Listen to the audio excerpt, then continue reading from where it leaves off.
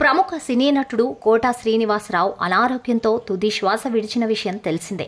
అయితే ఈయన విలక్షణ పాత్రలతో నటించి తనకంటూ సుస్థిర స్థానం ఏర్పాటు చేసుకోగా పలుమార్లు ఆయన చేసిన కామెంట్స్ వివాదానికి దారితీశాయి. ఈ క్రమంలోనే మెగా ఫ్యామిలీకి కోటాకు సైలెంట్ వార్ సాగుతూ వచ్చిందని సినీ విశ్లేషకుల అభిప్రాయం. ఏదైనా పాత్రలో ఇట్టే ఇమిడిపోవడం, పాత్రకు న్యాయం చేయడంలో ఎవరైనా కోట శ్రీనివాసరావు తర్వాతే. అలాంటి ఆయన పలుమార్లు చేసిన కామెంట్స్ మెగా కుటుంబానికి కాస్త ఇబ్బందికరంగా మారాయని చెప్పవచ్చు. అయితే ఈ కామెంట్స్ పై మెగా ఫ్యామిలీ నుండి ఎటువంటి విమర్శలు రాకపోవడం విశేషం. తెలుగు సినీ పరిశ్రమలో కోటాకు ప్రత్యేక స్థానం ఉంది.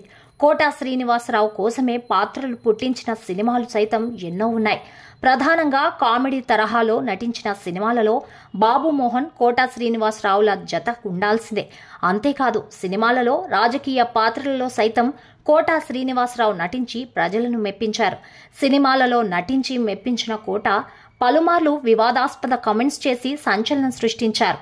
ఆది నుండి మెగాస్టార్ కుటుంబం లక్ష్యంగా కోట శ్రీనివాసరావు వివాదాస్పద కామెంట్స్ చేశారన్న వాదన ఎప్పటి నుండో వినిపిస్తోంది. అయితే మెగా కుటుంబం మాత్రం ఆ విమర్శలను పట్టించుకోకుండా కోట శ్రీనివాసరావు యొక్క పెద్దరికానికి విలువనిస్తూ వచ్చారని చెప్పవచ్చు. అందుకే ఆయన కామెంట్స్ పై మెగా ఫ్యామిలీ నుండి ఎవరూ స్పందించకపోవడం దీనికి ఉదాహరణగా చెప్పవచ్చు.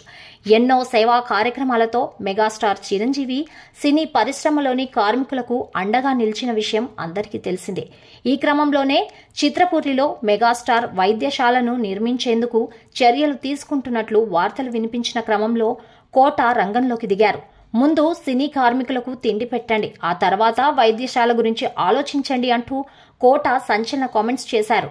అంతటితో ఆగక కృష్ణానగర్లో చాలా మంది దర్శకులు పని పాట లేక మద్యానికి బానిసై తందనాలు ఆడుతున్నారని, ముందుగా వారిని పని కల్పించేందుకు చర్యలు తీసుకోవాలని కోట కామెంట్ చేశారు. అలాగే తాను ఇప్పటి వరకు ఎందరో సినీ ఆర్టిస్టులకు సహాయం చేసి ఉంటానని, అటువంటి సహాయాన్ని అందించాలని మెగాస్టార్ చిరంజీవికి పరోక్షంగా ఆ సమయంలో కోట సలహాలు ఇచ్చారు. ఇలా కోట చేసిన కామెంట్స్ మెగాస్టార్ ను టార్గెట్ చేస్తున్నట్లుగా నాడు తెలుగు సినీ పరిశ్రమ కోడై కూసింది.